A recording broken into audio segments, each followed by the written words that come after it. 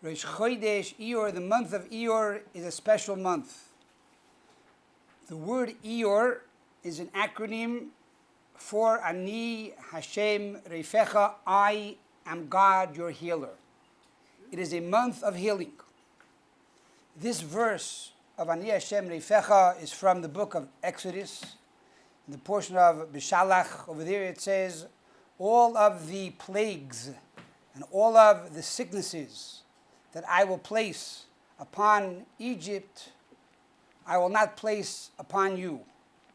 Ki ani Hashem rifecha, because I am God, your healer. What does it mean, I am God, your healer?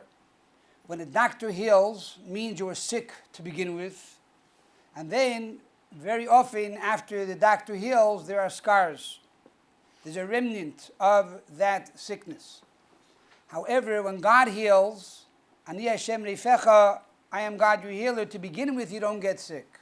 Number one. Number two is, even if you got sick, if God is your healer, you are totally cured from that ailment, from that sickness. Why is it that the month of Iyar was chosen to be the month of healing? To understand this, we first need to understand that in the Torah, there are no names for months. In the 5 books of Moses, pertaining to the months, we find it says the first month, the second month, the third month. It doesn't say the month of Nissan, Iyar, and Sivan. Where did the months come from? So the Jerusalem Talmud says that Shemois Chadoshim, the names of the months, Alu biyadam mibavel. It came up with them when they came back from Babylon. In other words, the destruction of the first temple, the Jews went down to Babylon, to Babylonia, Bavel. When they came back up to build the second temple, they took with them the names of Bavel. The simple interpretation means it was developed in Bavel. But in truth, according to Kabbalah and Chassidus, it was not developed in Bavel. They always had these names.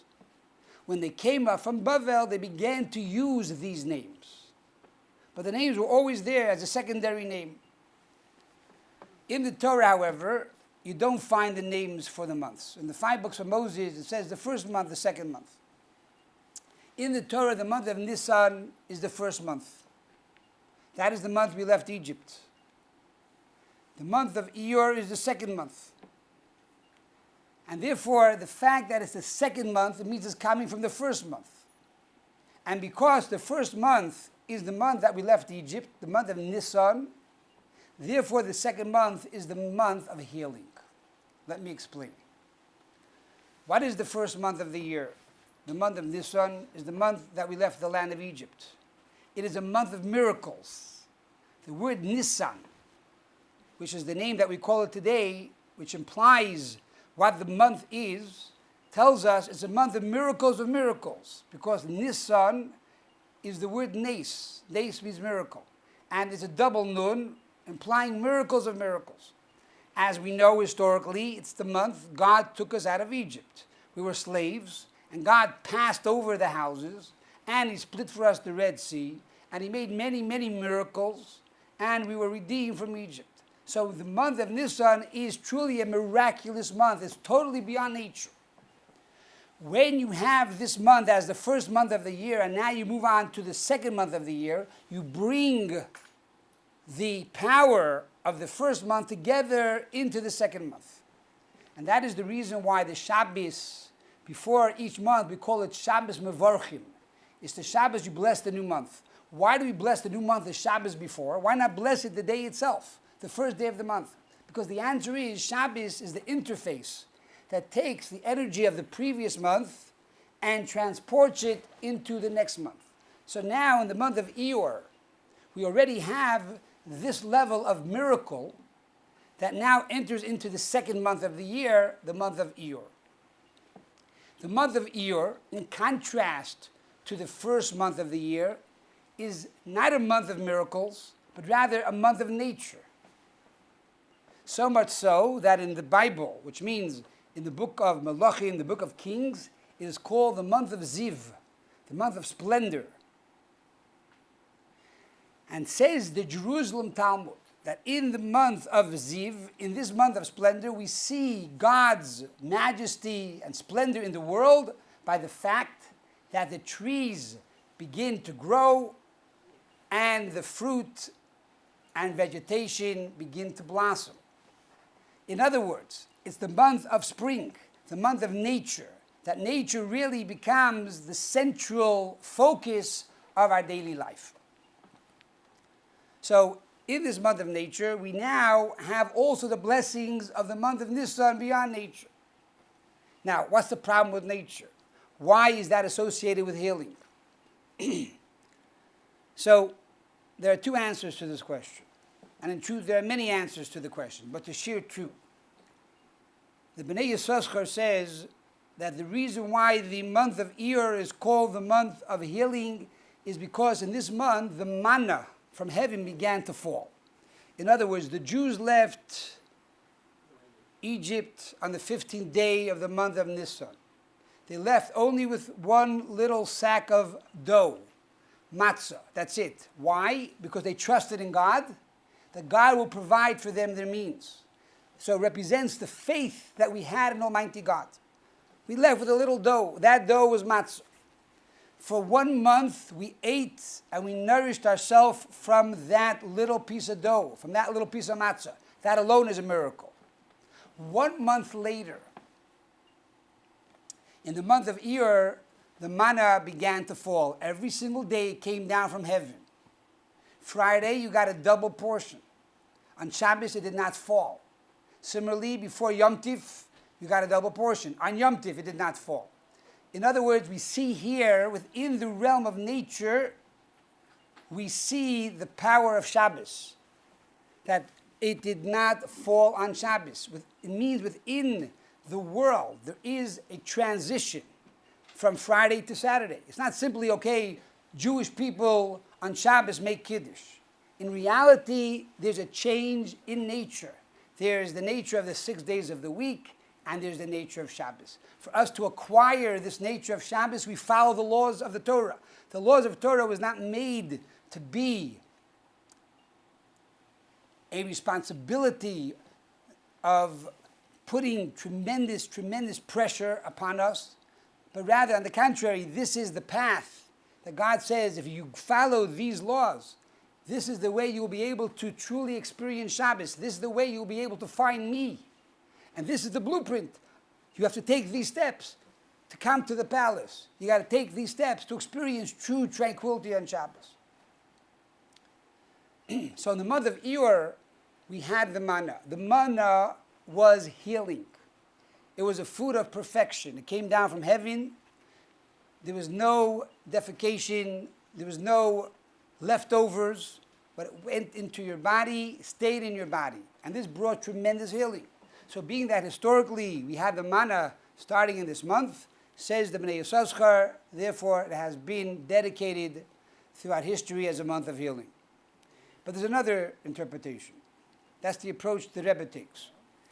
The Rebbe says, based on the Medrash Shmuel, we have another insight of why this month is the month of healing. The fact that it's the month of healing means that it's the month that one can become sick. Sickness, says the Rebbe, the physical sickness derives from spiritual sickness. Because in truth, everything in this world is a mirror from the higher worlds. It's not the opposite way around. It's not that this world is the main world and the higher worlds mirror us, but rather it starts from above and it comes down below. Bereishis bara Elikim es hashamayim v'es haaretz. God created the heavens and then the earth. And the same is true with Torah. Says the Shalah Kodesh, that the Torah was written in heaven. It was written in a spiritual way. And then it's translated in a physical way so humans can comprehend it. But really the Torah is rewritten for us. It's only a hint, a remez, of the real Torah, which was written originally in heaven. And that's why when the souls go back to heaven after 120 years, and they learn the Torah in paradise, they understand the Torah on a whole different level, a different reality. So, what happened in the month of Iyar that we need healing? And the answer is, in the month of Iyar, just like the nature begins to sprout, it begins to take form, it becomes very powerful. The same is true, the Yetzer Hara, the evil inclination in this world, now becomes very powerful and very heated in the month of Iyar. The sun comes out, people begin not to dress so modestly, and there's a passion that creates a buzz in the world around us. And the desires, the human desires of the human flesh now wake up in the month of Iyar. And because of this, we know there's a custom that starting the Shabbos after Passover, we begin to learn ethics of our fathers. It's not simply because we have 6 Shabbos in between Passover and Shavuos, and we have a long day, we figure we might as well do something extra to fill up the hours that we have on Shabbos. You can't watch TV, and you can't go to movies on this day, so you might as well, do something else. We're going to learn ethics of our fathers. That's not the reason. Ethics of our fathers has a unique quality. It's a unique medication that gives us power to overcome the new temptations of the summer months. And therefore, we recite Pirkei Avos. And similarly, because of the fact that now the soul is challenged in this month, it could become spiritually sick.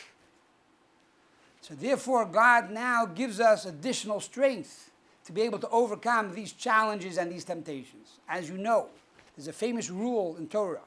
God does not give you a challenge you cannot overcome. God does not give you a test that you cannot pass. God does not give you a hardship that you cannot find a solution for. If He's giving this hardship or challenge to you, means you can do it. And means that you could bring out the best in you and reach a whole new plateau, a whole new reality. So the month of Nissan is the month of miracles. It's the first month of the year. It's a month of beyond nature, to pass over nature. We now take this energy and we apply it to the second month. We bring it over, we carry it over, roll over to the second month, the month of Iyar. With the power of Nissan, we now have the power to overcome the nature and the challenges of nature. And therefore this month has been dedicated of Ani Hashem Reifecha, I am God your healer, which is the acronym for the month of Iyar, Ani Hashem Reifecha. Just like we read ethics of our fathers in the month of Iyar, similarly, we also have a special mitzvah in the month of Iyar, a mitzvah that only this month has and no other month of the year has. In other words, the entire month has a unique mitzvah known as Sefirat Omer, the counting of the Omer. And that is, starting from the second day of Passover, the Jewish people begin to count 49 days until the holiday of Shavuot. What is the source of this mitzvah? It goes back to the time when the Jews were in Egypt. And God said to Moses, tell the Jews, I'm taking them out of Egypt, out of their slavery, out of their bondage. I'm going to bring them to Sinai. And on Sinai, I'm going to give them the Torah. The Jews were so excited. God's going to give us His Torah. They began to countdown. How many days? Day 1, day 2, day 3, day 4. How many days will it take till we get to Sinai? And because the Jews were so excited and they counted the calendar every day, how many days left till Sinai, God gave us a mitzvah. He made this into a mitzvah, a commandment, to show His love for us. He said, I want you to continue every year to count the Omer. But that's on a physical level. That's on a halachic level. On a spiritual level, the counting of the Omer is connected with transformation.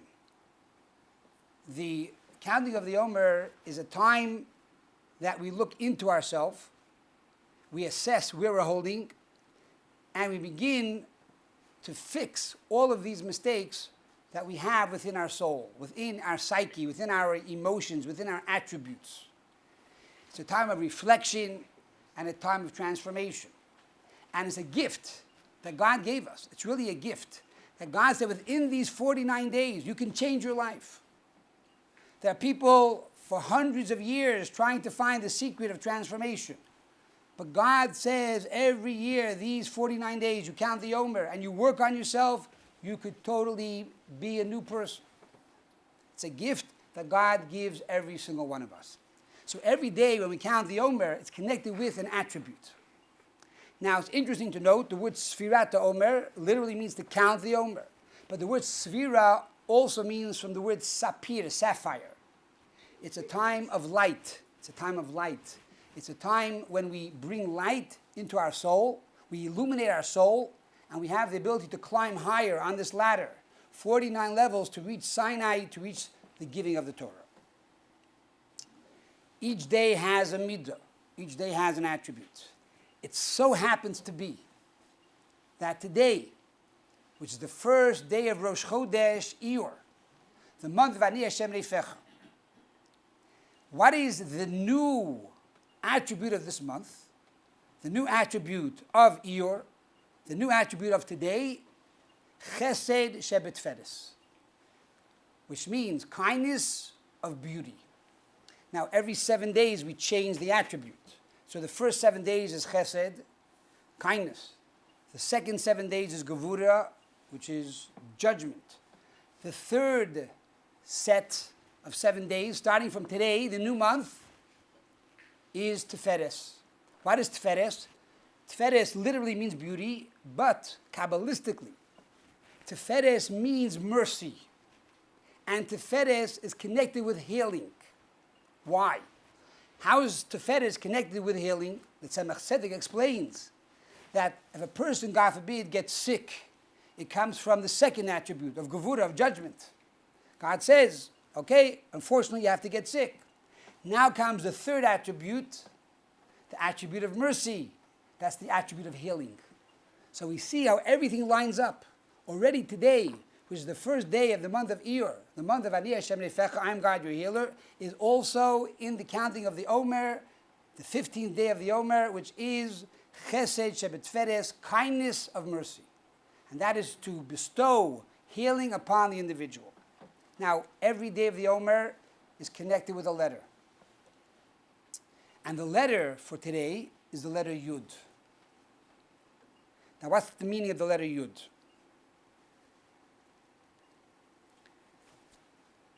We know that every month of the year, there's a different permutation of God's name.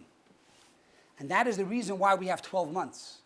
As we explained many times in the past, according to the solar system, you only have 4 seasons. There's no concept of months.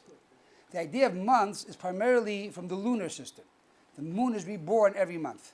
But the word Chodesh in Hebrew, which means month, comes from the word of Chidush, which means new. In other words, there's a new energy each month. Why is there a new energy each month? As we explained earlier, everything down here is a mirror from above. It starts above and trickles down here. The reason why each month there's a new energy is because in heaven there's a new energy. And that energy comes from the name of God. There are 4 letters to God's name. The Yud and the Hey and the Vav and the Hey. And each month the letters get switched around. And by the fact that they get swapped, switched around, this is now a new energy. It's a new feeling. So in the month of Nissan, we have the Tetragrammaton, the name of God, the way it is written. Yud first, then Hey, then Vav, and then Hey. Now is a new month, the month of Iyar. What is the permutation of God's name, as is explained in Kabbalah, in Pardes Rimonim from the Ramak, and Mishas Chasidim, etc., etc.? What is the permutation of this month? Yud, and then Hey, and then Hey, and then Vav. Now, what does that mean? What does that mean? So first of all, we see that again, the Yud is the first of the permutation. What is the letter of today? Yud. The letter of today is Yud, implying that the permutation of this month begins from the letter Yud of God's name. But what is the meaning of this permutation, that permutation? One of the ways of understanding this is based on the 2 pair tefillin that men wear. There's the Rashi tefillin, and then there is the Rabbeinu Tam tefillin. What's the difference between Rashi and Rabbeinu Tam? When you look at them, you don't see a difference. It happens to be Rashi was the grandfather, Rabbeinu Tam was the grandson. But what's the difference? In each pair of tefillin, there are 4 parashiyot. There are 4 portions of the Torah. And they are, Kaddish li kol b'chor, sanctify for me every firstborn. V'hoye kviyacha, when you will enter into the land of Israel. Shema Yisrael, Hashem Lekeinu, Hashem Echad, hear O Israel. And v'hoyim shemoya, and if you will hearken to my words, and you will follow the Torah, you will get blessing. If not, I'm going to punish you. Now, these 4 portions allude to the 4 letters of God's name. The Yud of God's name is a dat.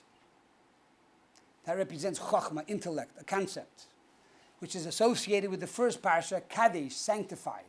Kedusha is the idea of chokhmah. Why? Because kedusha, holiness, means to be separate. What does it mean to be holy? Holy means I'm separate from the rest of the world. In marriage, you also have the word kedushin, holiness. Marriage is holy. But what does it mean? I'm now connected to this one person, nobody else. I'm separated from everybody else. That's the meaning of kedushin. The concept of kedushin, kadosh, is associated with the letter yud, which is chachma. Chachma, intellect, is koyach ma, is different and disassociated from all the other 10 of the sfirot. It's unique. It's above. It's the letter Yud.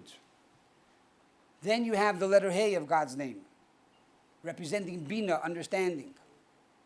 And that is to develop the intellect. That's V'hoy Kviyacha, the second parsha. When you come into the land of Israel, now you have to develop the land. Similarly, the Yud and the Hey, the first 2 letters of God's name, represent father and mother. The father is a seminal drop. That's the Yud, a little drop. The mother takes the drop, elaborates on it. That's the letter Hey. It's a big letter. Then you have the Vav and the Hey. The Vav and the Hey is Shema and V'hoyim Shemaya. The Vav is Shema, because the Vav represents love. The letter Vav, Vav is love. It rhymes. Vav and love. Shema Yisrael is all about you have to love God with all your heart, with all your soul, with all your might, which also can mean all your money. Then you have the Hey, the final Hey. The final Hey is fear. Fear of God, fear of punishment. And in truth, the Alter Rebbe in Tanya says that that's only the introductory level. That's only the elementary level when you come in on ground zero. But in truth, the level of fear is awe, is respect. It's not about, oh, I'm afraid, I'm going to get punished. It's a baby. A baby gets afraid, he's not going to have his candies. An adult, it's about respect. It's about love. So you have these 4 names of God. 4 letters of God's name, alluding to the 4 parshas of the Rashi tefillin. What's the difference between the Rashi tefillin and Rabbeinu Tam tefillin? The difference is the last 2 parashiyot, where you put it. Rabbeinu Tam says you swap. You have first V'hoyim Shemoya, and then you have Shema. In other words, in the letters of God's name, you have the Yud and the Hey, and then the Hey and the Vav. What is unique about Rabbeinu Tam tefillin over Rashi? The uniqueness is that it represents the level of chachma, the level of intellect. In contrast to Rashi, which represents more the idea of bina, understanding. So Rashi is more mother, and Rabbeinu Tam is more father. 2 different levels. So the month of Nissan is Rashi. The month of Iyar is Rabbeinu Tam.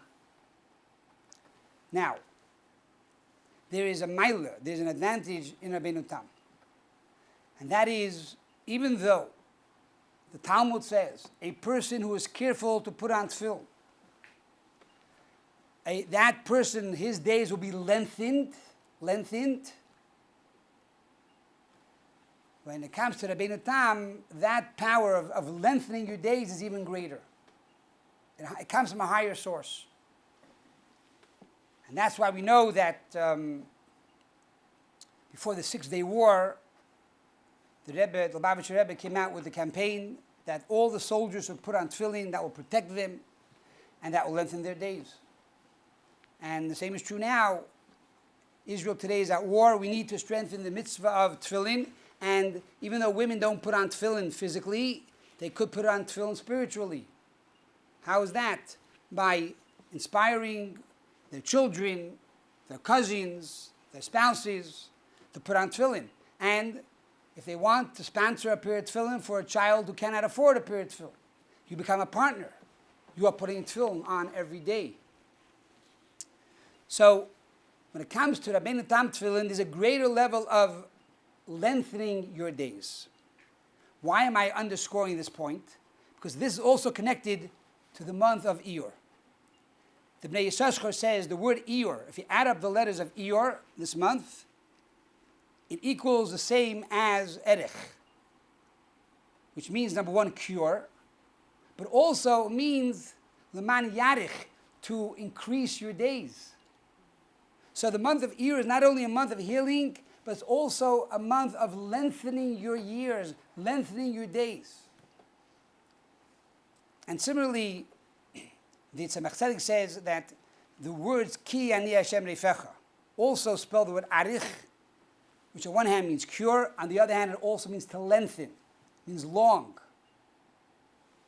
So this is a month, number one, of healing, and number two, it's a month of lengthening your days. And they're both important, two separate components, because you can have long years but not healthy years. You can have healthy years but not long years. This month, we have the power to access, number one, health, and number two, we have the power to access long years.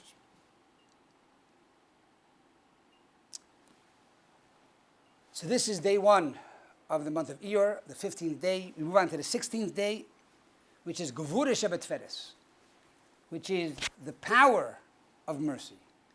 What does that mean? There are many ways of understanding this, but Gevura, power, also means fire.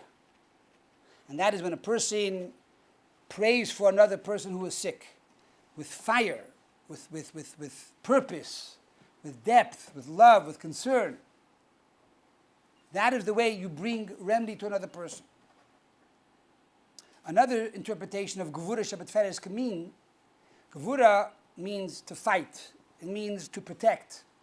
In other words, to make sure that the sick person is protected, that the sick person is in a room that is clean, clean out all the garbage, clean out all the toxins, make sure bad food and bad people don't bother that person, so the person can heal properly. So Gevura Shabbat is a detail in the healing.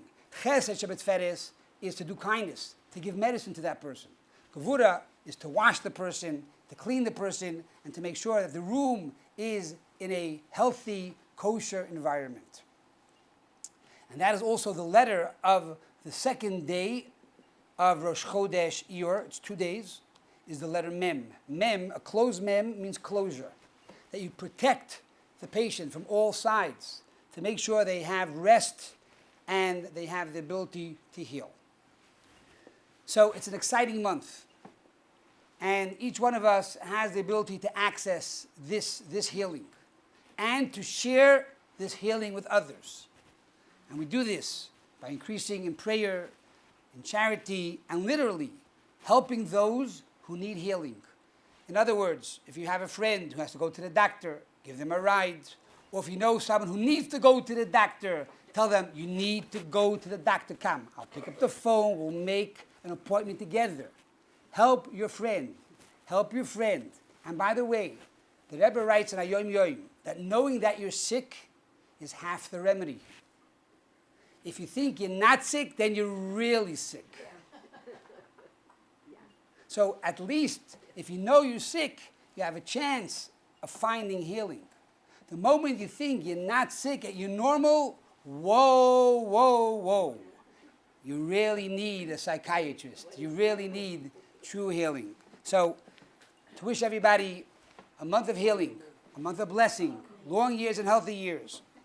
And to conclude with the following story, this is one of my favorite stories on healing. There was a Jew, a Yid, who once came to Rabbi Chernobyl. And he said, Rebbe, I'm sick. I want a bracha. A bracha? better than a bracha. I'll send you to a good doctor, a specialist. A specialist? Where's a specialist?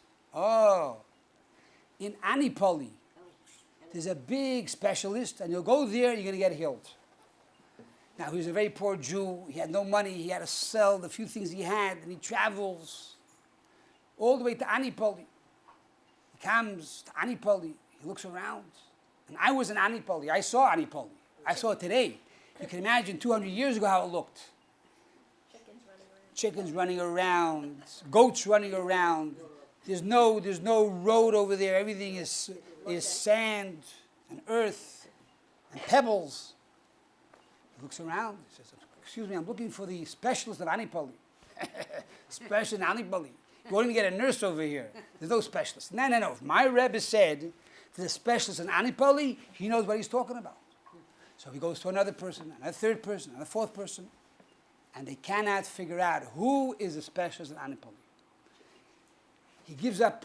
He turns around. He goes back to his Rebbe, to the Mot of Chernobyl in Chernobyl.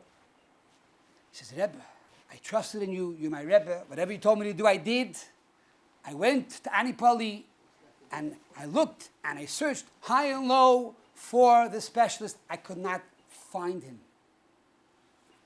He says, "Really? You couldn't find the specialist in Anipoli? So did you ask the people there, what do they do when they get sick?" "Rebbe, I did." "Really? And what did they tell you?" "They told me when they get sick, being that there's no doctor or specialist in Anipoli, they turn to God. And they pray to God." Said the Rebbe, "Aha, that's the specialist of Anipoli. That's the specialist of Anipoli. The ultimate doctor, the ultimate healer is Almighty God." Yes, it's true. God gives us permission to go to a doctor and tells us to go to a doctor and to listen to the doctor. However, to remember that the doctor is only a tool.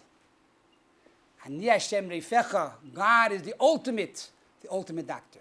Every doctor has an angel on him. Those doctors who are God-fearing do a better job. But ultimately, I am God, your healer. We hope and pray that in this month of healing, God will bring true healing to the entire world, to all nations of the world. And the ultimate healing, a world that there will be no longer sickness and no longer death, but the coming of Mashiach from Hecht. Amen.